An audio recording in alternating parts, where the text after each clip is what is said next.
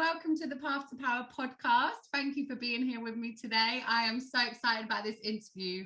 We have been talking about this for about a year, and certainly we have great conversations every time we do meet. So we met about 3-4 years ago now on some property training that we were doing at the time.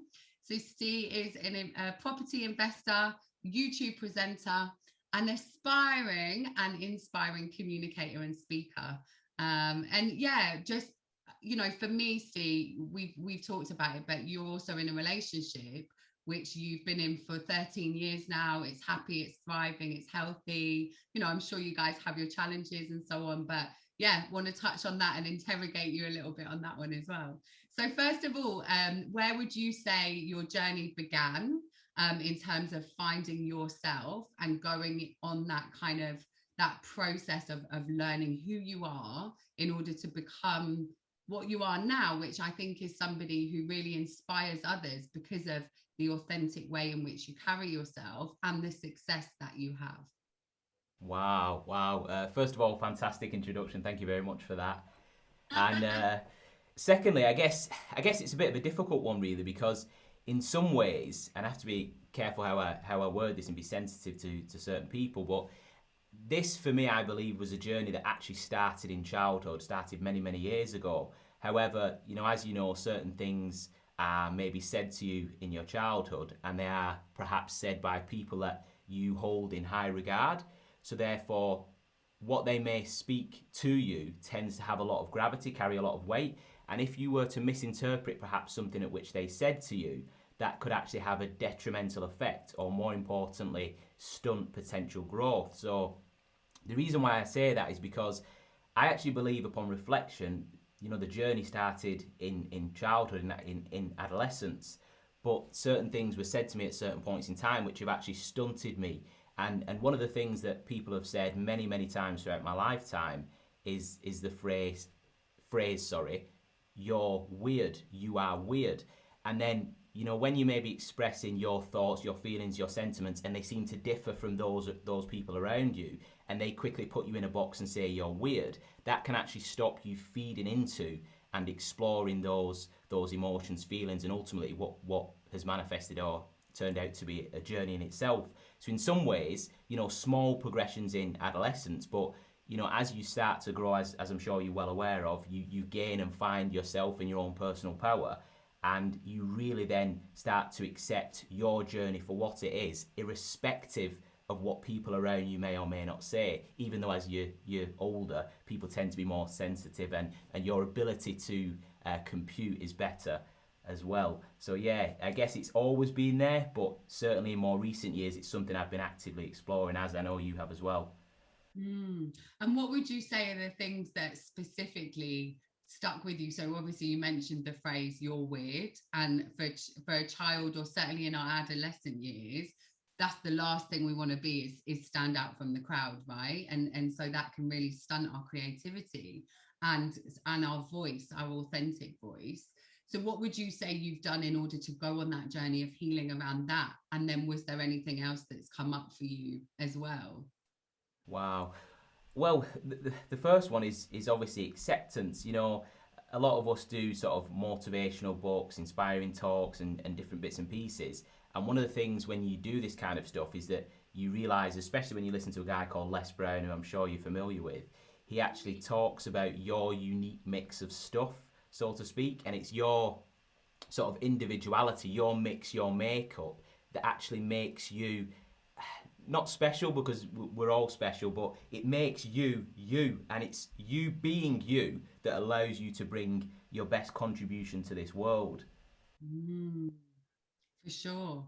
And so would you say, alongside books and podcasts, I mean, was that where the journey started for you, or was it a specific pain point that where you kind of went, I need to change something, or I need to do something differently? Wow.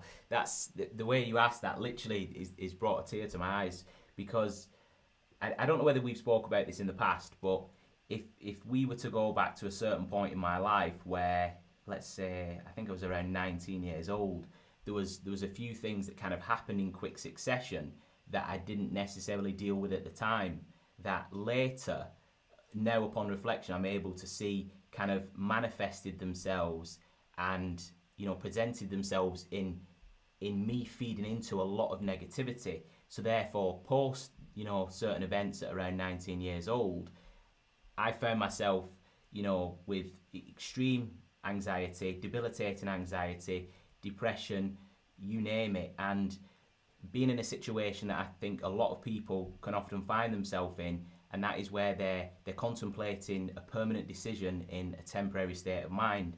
And what I mean by that is I found myself contemplating suicide. And at that time, you're literally faced with a choice. You're at that point where you are literally on a knife edge. You are literally on the cliff edge, and it's like jump or not, sink or swim.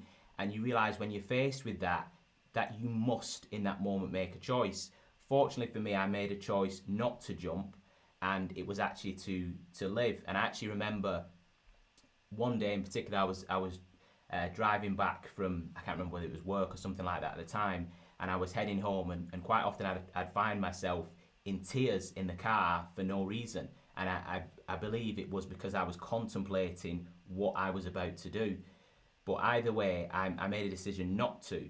But it was kind of in that moment that I realised, if I am not going to go through with this act, then the opposite, I have to put all of my energy into healing. I have to put all of my energy into bettering myself. And that's where, like I say, in more recent years, the journey really gathered momentum, really gathered steam, and it was a case of making a commitment to me, myself and I, and betterment. Wow. And it's so powerful to hear you say that, you know, Steve, especially as a man in this world, and, you know, a Black man, you know, and I know we spoke, you're mixed race, and I know you know, that's posed complications for you, or interesting challenges at points in your life. But I say that because I think within that cult, you know, within our culture, really, we are just now starting to talk about mental health. But it's not something when certainly 10 years ago or so it would have been talked about. So how did you find yourself? What tools or solutions were you able to access or support at that point, which, you know, a really significant point of crisis, right? Like to be even considering taking your life, and that point of that state of, I guess, complete desperation. How did you then go on or go about that healing journey and access support or different forms of intervention and solutions? Yeah, great question. I guess it's difficult because there's two elements to this. There's one where, you know, I can actually thank the people around me. One of them being instrumental, absolutely pivotal, being my partner Natalie, and then the other one is actually myself applying sort of a state of mind where I am focused completely on the ability to heal, and like you said, looking for those tools. So I guess there's two elements to this. The first one being the foundation from which to build, and the second one being the tools which allowed me to build. And I actually cite Natalie meeting, myself and Natalie meeting when we did, as the biggest tool, biggest support network, just absolute foundation. There's no other word for it, because I found myself, as I'm sure many other people do, I'm quite a visual person, as you're probably aware, and it was almost like I was on a slide, you know, a slide down the side of the hill, and that slide only had one destination, and that was oblivion. Whereas, for whatever reason, Natalie came into my life, and all of a sudden we went from just sliding to the point where literally the abyss is the next stop, to all of a sudden just hitting this foundation that just literally allowed me to coast for many, many years. Because, like I said, I'm 33 now, about to be 34, and I was most affected when I was 19 for sort of a period, a good few years. And it was amazing that Natalie came into my life and allowed me that foundation. And I guess to put some practical things around that, one of them was her making me see, wow, difficult, emotional, making me see myself the way she and other people saw me. So one of the ways in which she did that was, I don't think I've shared this with you. She made me a book. So, for example, when you're in that kind of negative frame of mind, that negative state, and you're contemplating all kinds of solutions to, you know, bringing an end to your pain and suffering, you can't see your worth, so much so that you possibly believe, or certainly I believe, that this place, this world, in every single way, every single form, and the people within it would be better off without me in it. So therefore, for her to do what she did, which was actually go to my friends and family, it was strange, because over the course of a few weeks, she would say to me, Steve, who do you consider your friends to be? And I would tell her, and she would go, okay, and then the conversation wouldn't go anywhere. And for some reason, I didn't realise what was going on, but exactly, she was making this list of people that ultimately meant the most to me, because she knew that the people that meant the most to me would therefore be able to have the most impact. So she went to these people and said, look, ultimately, here's an A4 piece of paper, here's a blank sheet of paper, I need you to put pen to paper, you know, keys on the keyboard, however you want, and just express your sincere thoughts and sentiments about Steve.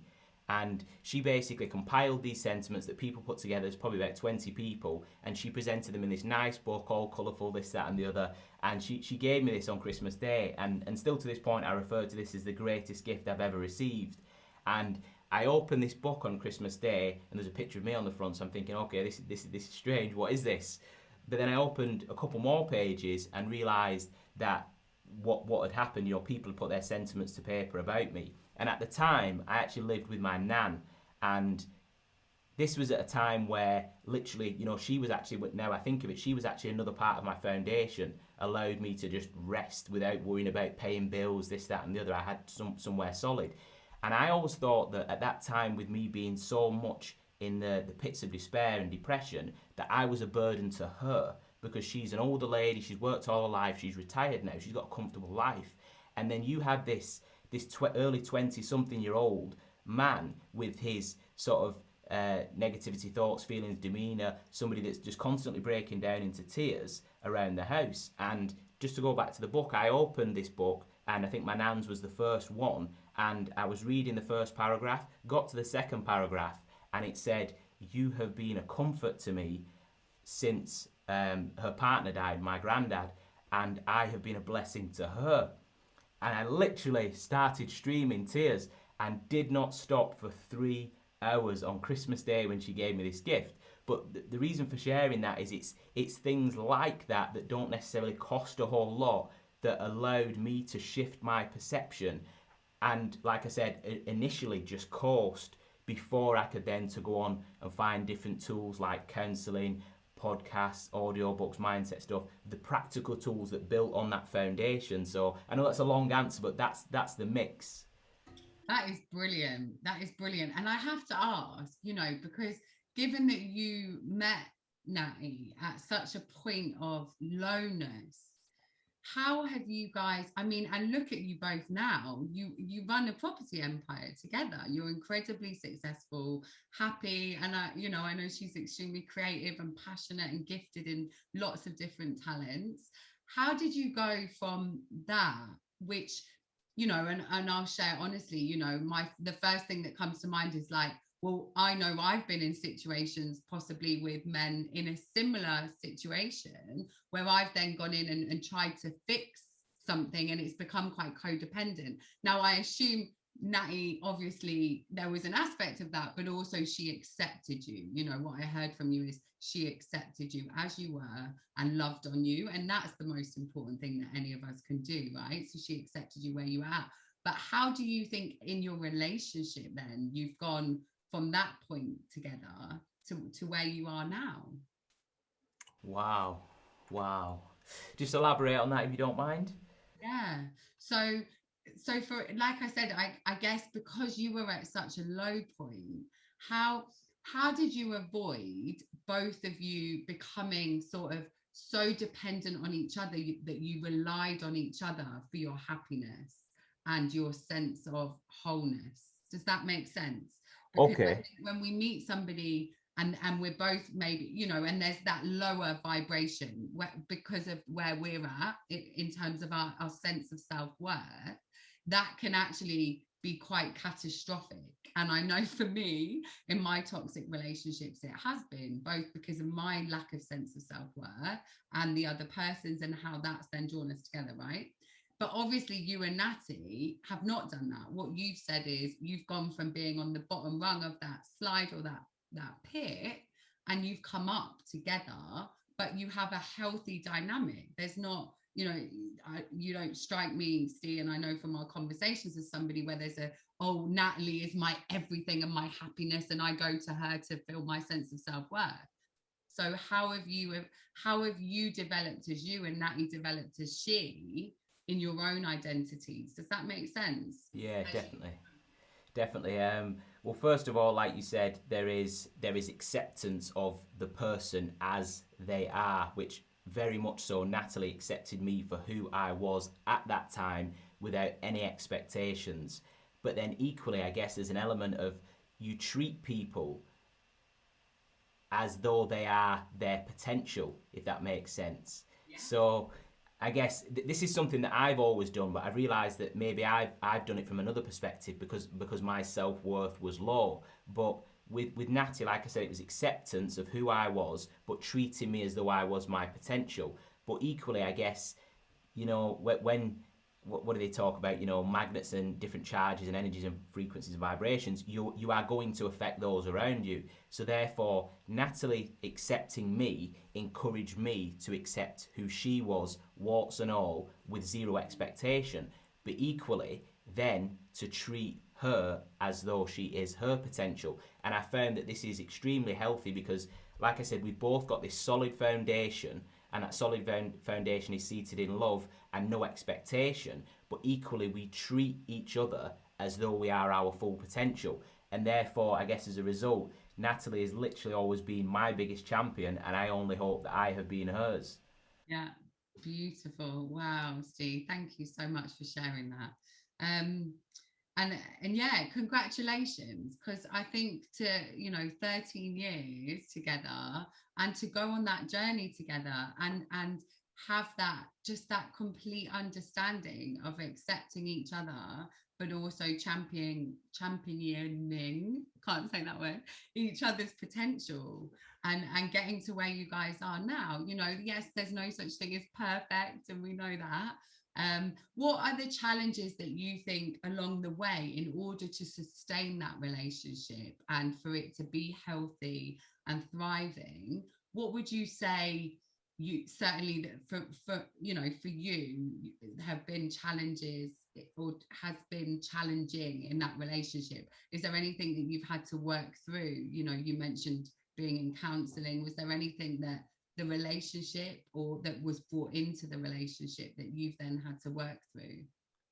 One thing I would say is, I guess, well, two things actually. One thing is teaching me what love is, because I guess this is a term that, you know, we band around to a certain extent, but rarely do we actually sort of dig into it as to what that means. And, you know, obviously the acceptance that we've just touched on is a part of that.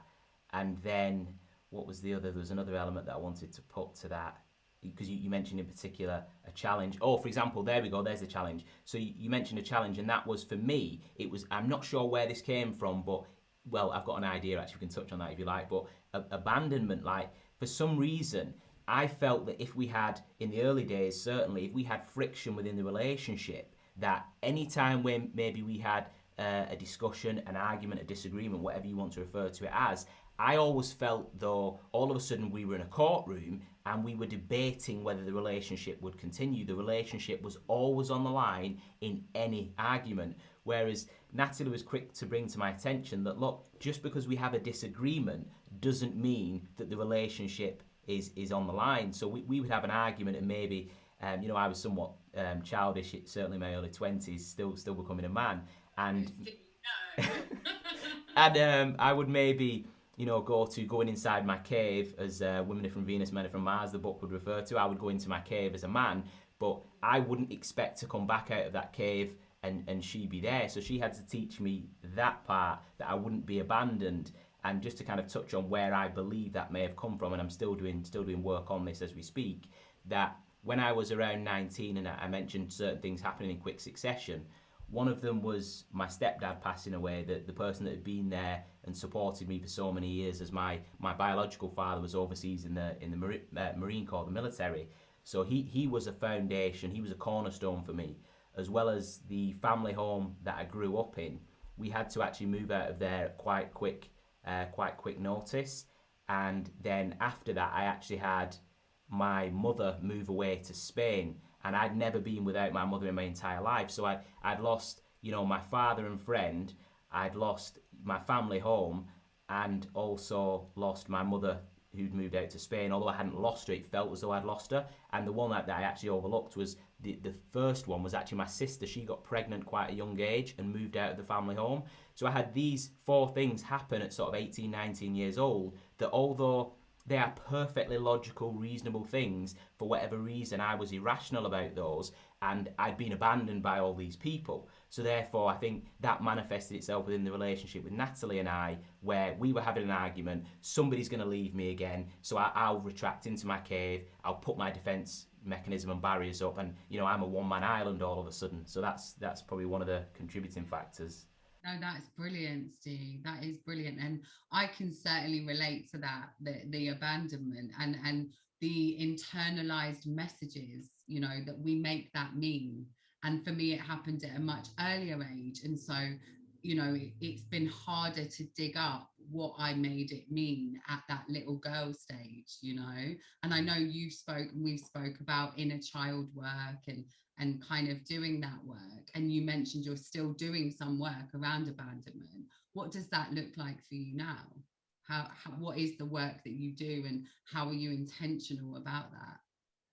I guess this I'm quite general, I'm quite vague with a lot of things, as you probably notice. You have to tap down on me to get the practical out of it. But one of them is just remaining open all the time to the fact that I may be wrong. I've got a book actually here. Oh, in fact, it's not here. It's over there somewhere, by Carol Dweck, and that is Mindset. And she talks about this fixed mindset versus this growth mindset.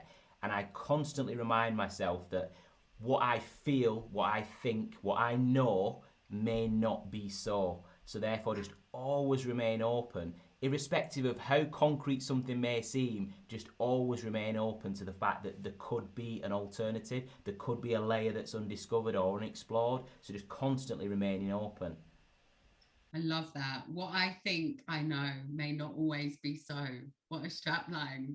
Brilliant. And I think I've certainly learned over the last few years in my healing journey that whilst I have emotions and feelings that I need to validate, I absolutely cannot trust those feelings and use them as a way to make decisions or as direction or instruction, right? That I have to allow them to come up and validate them. But my process has then been, but not acting on them or reacting, as we would often say. So yeah, wow, Steve, thank you for sharing that. And so talk to us a bit then about how, I suppose, some of your sense of self-worth and your own self-beliefs have then impacted in your professional career. So you have a really interesting professional career in that you own a barbershop. And it's a phenomenally successful business. And then you've gone on to become a very successful property investor. And the two worlds are obviously extremely different, or certainly one would perceive that they would be. So just talk to that a little bit, kind of how that journey started for you, and then how you've navigated your sense of self in that. Wow, God. I remember one time when I was in the barber shop, and I guess just to go back to when I was a child, like I said, certain things people would say things to you which would stunt your progression, stunt your growth, because you would accept it. I didn't have the growth mindset then. But sort of fast forward a few years, that little voice at the back of my mind has always said, you are here for a greater purpose, you are here for another reason. And one day I was in the barber shop, and I was actually working a day on my own. We didn't have staff then. And this lady came in randomly off the street. I don't know whether she was roaming, if she was traveller or something like that. And she came in, she offered me to purchase a few things, to which we didn't need them, we were all set. But just before she left, she said to me, she looked me dead in the eye as well. She said, you are meant for more than this. There is something outside that window for you. You are meant to be out there. And, you know, that was one of the things that just sat with me and stuck with me, because it's one of the things that I believed as a child. And at 14 years old in particular, I remember going to my mum and saying, Mum, I want to change the world for the greater good of mankind, everybody to know my name for the better, and narrate to the masses. And then at that time... 14 years old, no wonder people thought you were weird. But this is the point. So at 14 years old, who's thinking about this, let alone speaking it? And either way, like I said, fast forward and you're at this stage in the barbershop, and I thought, do you know what, she's right. And that's one of the things that just kind of reignited the fire. And like I said, I'm looking for opportunities to get out there. And one of them, I'm just trying to think what the exact question was. We've gone off on a tangent, I'm sure. So you were saying about the woman that came into the barbershop and she said to you, you're worth more, you know, you're meant for more. And really, I suppose how that links to then you getting into property or you know, flourishing your business as well. So I guess I'm looking for more because I believe that I am meant for more. However, as with anything, there's that duality. There's those people talk about the wolf, you know, which one wins, the one that you feed kind of thing. And there was the wolf that was more dominant, or has certainly been more dominant over the years, and that's the one that says you are not worthy, you are not enough. One that internal dialogue, you mean? Exactly, that internal dialogue. And then you, as a result of that, I guess, and you know, the humble beginnings from which we came from, the council estate, and not having a whole lot of money as a child, you know, maybe somewhat of a poverty mindset kicks in. So even though you've got one element of you that wants to push forward and wants to succeed in, you know, the eyes of society and monetarily and all that other stuff, you've also got that inner child arguably saying, look, you're not enough, you're not worthy. And either way, it's always been sort of 2 steps forward, 1 step back. You know, you say, yes, I'm going to go for this. And one of them is, you know, opening your own business, being the barbershop, setting up the property business, etc. But then that's the 2 steps forward. So you find yourself in this arena where you stepped into, you know, what other people, I guess, would define as success, and certainly a success to myself. But then you find yourself in that moment, all of a sudden going, I shouldn't be here. I'm not enough. I'm not worthy. So countless times I found myself in, you know, a room full of people, we're in a room full of developers, we're all discussing financing projects, this, that, and the other. And I'm sat there the whole time, you know, completely anxious, sweating buckets, going, I'm not enough, I'm not meant to be in this room, and wanting to leave. But just to kind of put something on that as to the 2 steps forward, 1 step back, what I've been very good at over the years, and I would definitely encourage other people to do, is to leverage themselves. You know, when you've got that moment where you're like, I've got this energy, it's 2 steps forward, it's time for that, leverage yourself, because there's going to be a time where you're back in this mindset. So one of the things that I did early on with property, for example, is if I had, you know, different network meetings and events that I could book, which would put me in environments where I'm rubbing shoulders with a, you know, a different kind of person in a different arena, I would actually go online and book and pay for all of the networking events for the next 12 months. So that when my sort of, you know, broke mindset, poverty mindset, Mr. Negative kicked back in, it was already done, the action had already been taken to leverage me to go and continue. Brilliant, brilliant. And just speak to that a little bit, because obviously, you know, I know because I did it as well. We invested a lot of money in our training. And I know from our earlier conversations, Steve, that was a really scary thing for both of us and for many people that were in those rooms. What would you say in terms of investing in yourself? Like, what would you just speak to others and say in terms of how important it is to do that?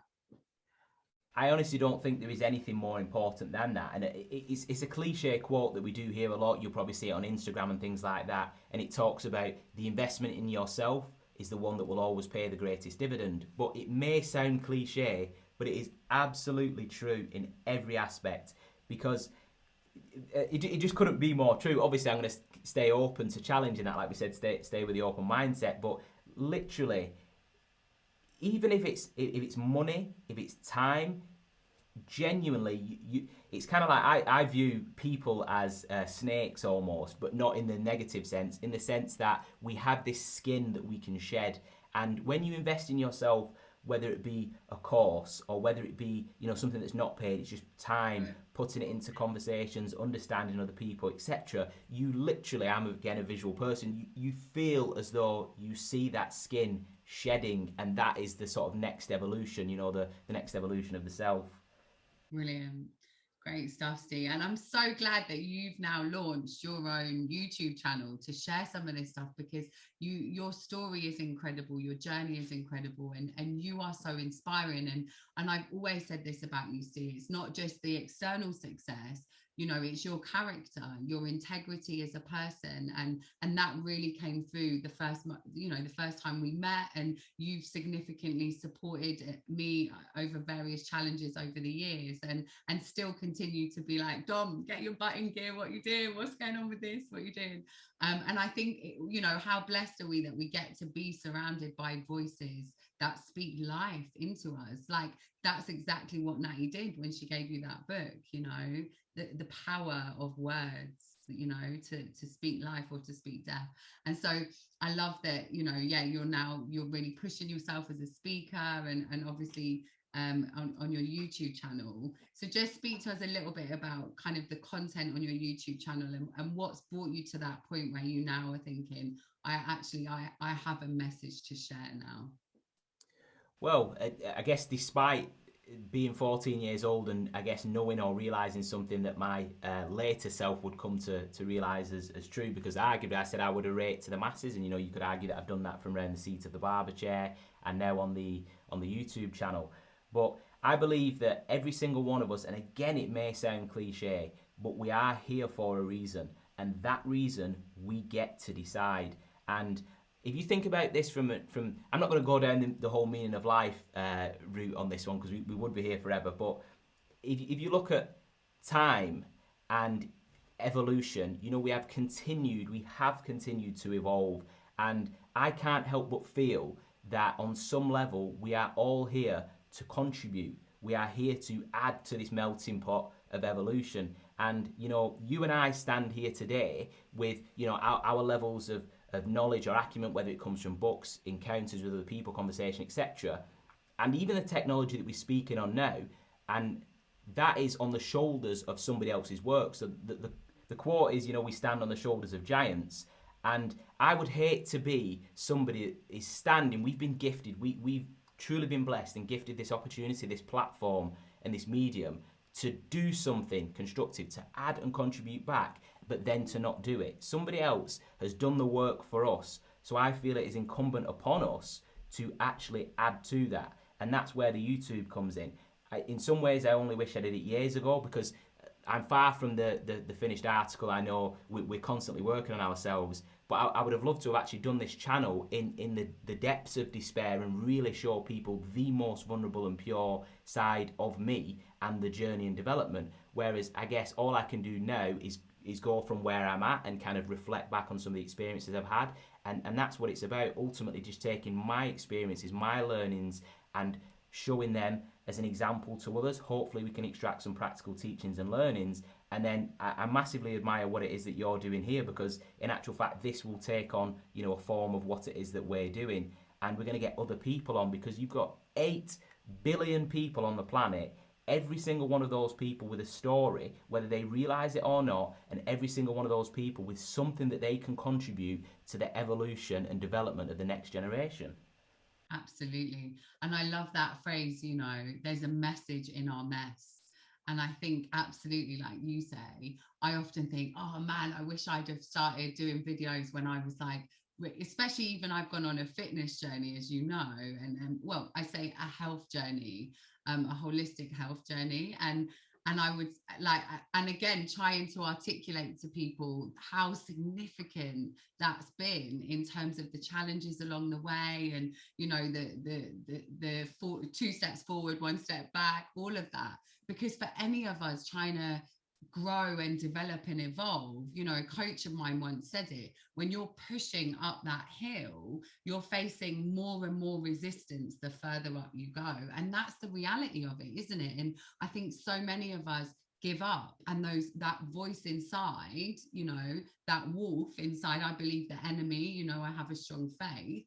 I believe that is a spiritual battle that we have to continue to fight daily, and almost tool up, you know, like every morning and throughout the day. For me, I have to tool up. I have to draw upon my affirmations, you know, the promises that I know in scripture over my life, like all of those things, because those voices constantly come in, Stu, you know, and especially around the rejection, the abandonment, the insecurities. And there's certain scenarios where they are triggered even more so. But I think that, yeah, so having that set of armor is so important. What would you say are your kind of every day, what is your daily kind of, this is my armor, this is how I tool up, as we would say? Wow.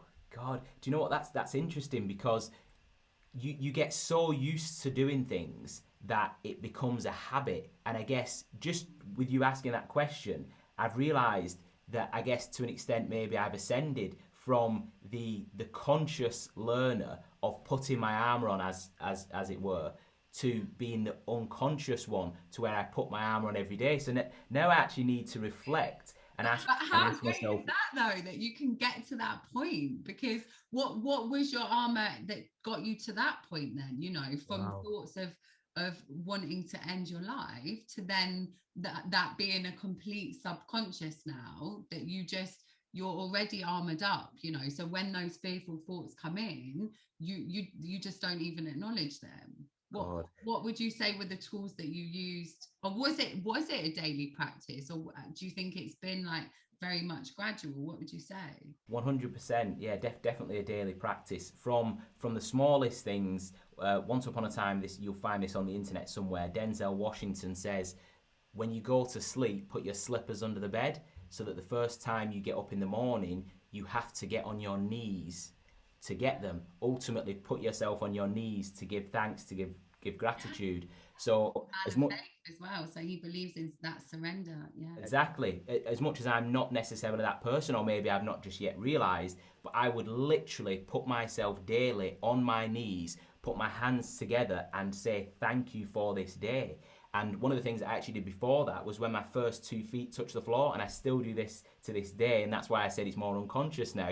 I would say thank you as my feet touch the floor. And if I didn't really feel it as a vibration, as a frequency, I would actually then, as I walked up the stairs to the bathroom to brush my teeth, I would say thank you, thank you, thank you every single step on the way up.